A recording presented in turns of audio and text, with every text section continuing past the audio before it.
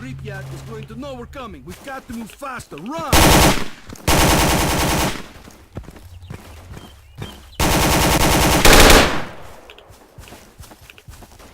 More zombies up ahead.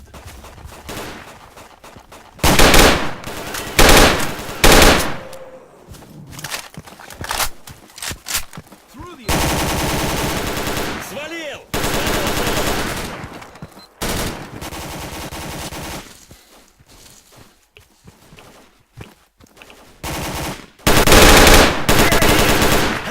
Слышал мой подарочек!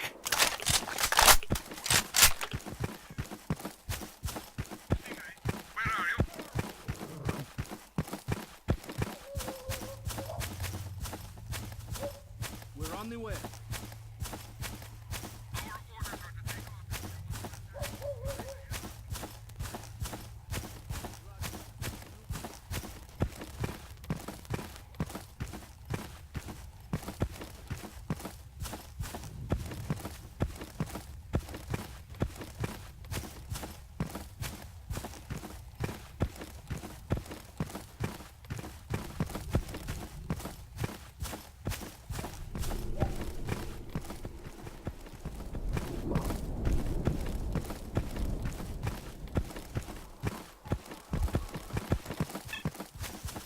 Major, where are you?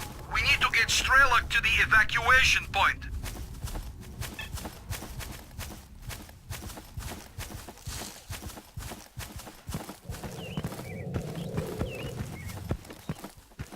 Major, we can't wait for you much longer.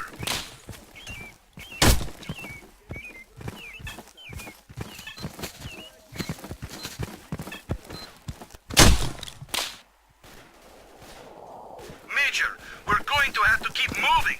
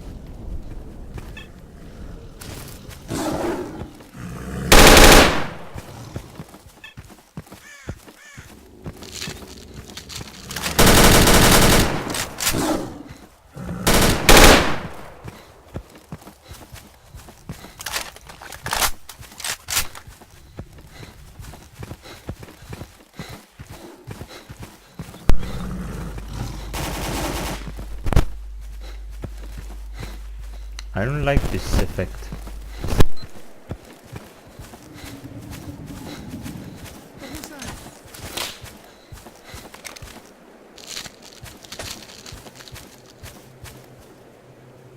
Don't stop. Keep moving.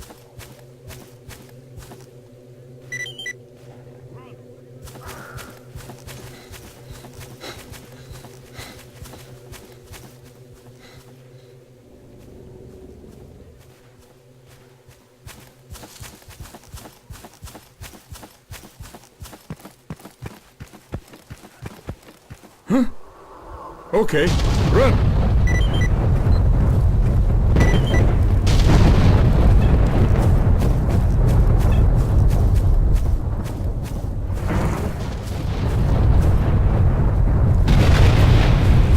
Shit!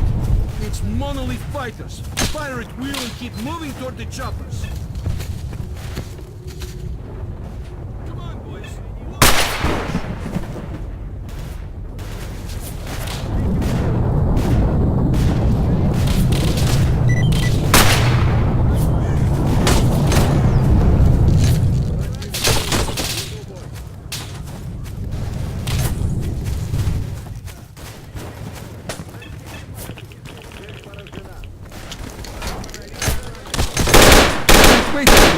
We're leaving in 60 seconds.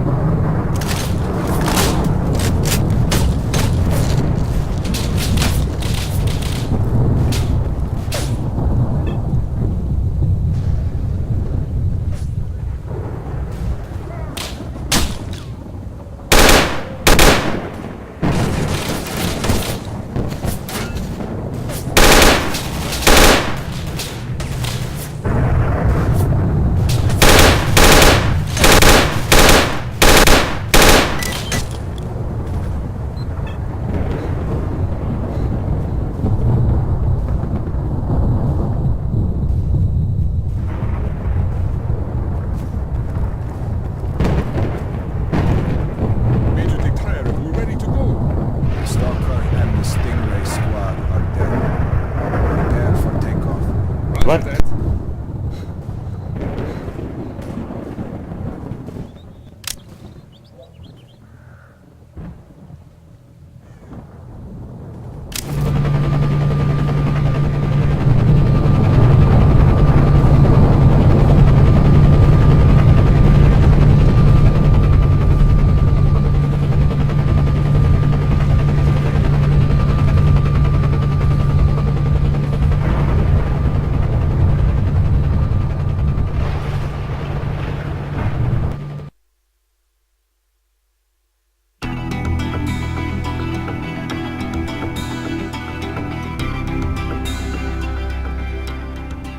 As a reward for successfully completing his investigation, Diktyrev was offered a promotion to colonel and the position of mission coordinator. He declined the opportunity to work at the HQ and submitted a personal request to the information about the development of psi devices obtained by Diktyrev alerted USS commanders. All the information gathered on X-designated laboratories was removed from military archives and filed as top secret. All personnel working in the zone were ordered to prevent the disclosure of information about the laboratory. Several experimental samples were made on the basis of technical documents for Item 62. Following a set of test trials, it was decided not to go ahead with large-scale deployment of the weapon due to the high cost of ammunition. Nonetheless, it would be reasonable to assume that further development of the Gauss rifle is ongoing. Skadovsk became home to any and all who could reach it.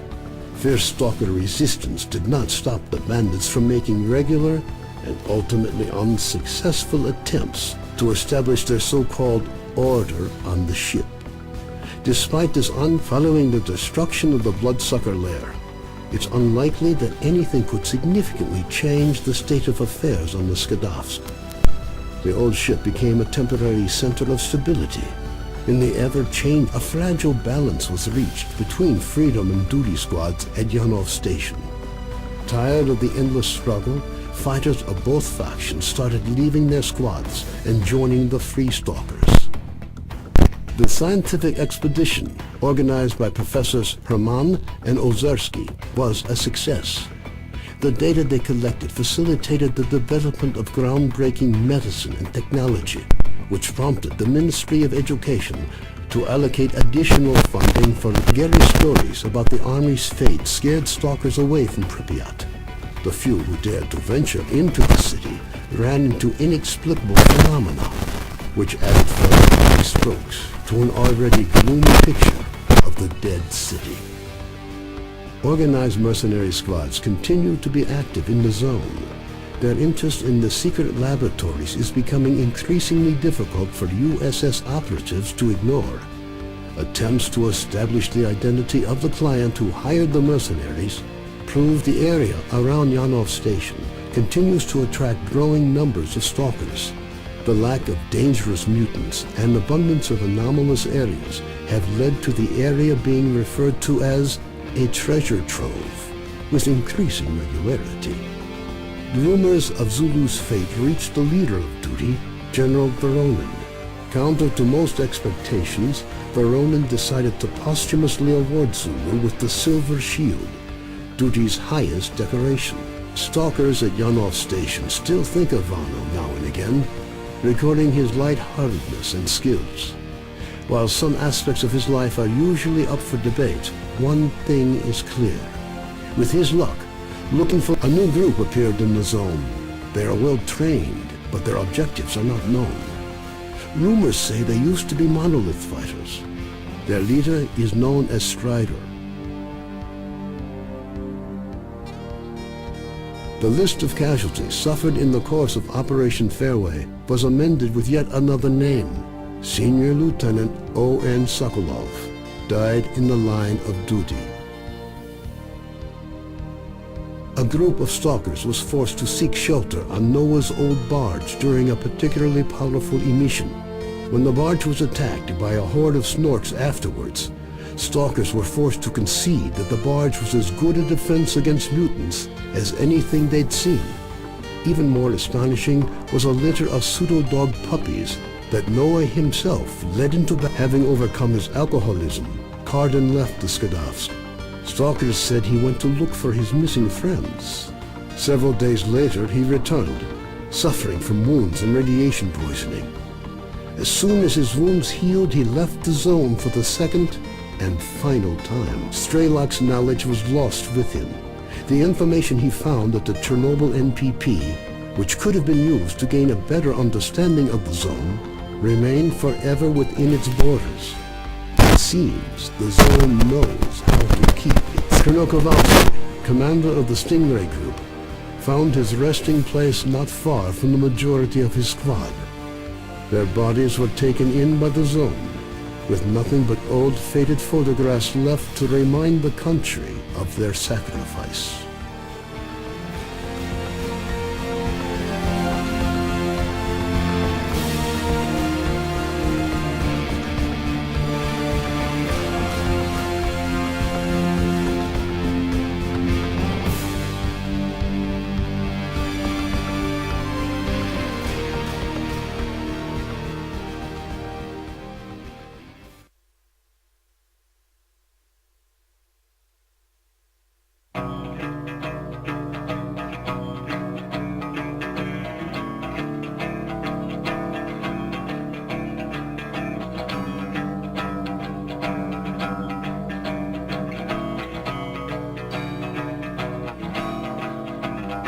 Взрывая мгновение через сотни лет, мы растаем в пыли своих надежд, оставляя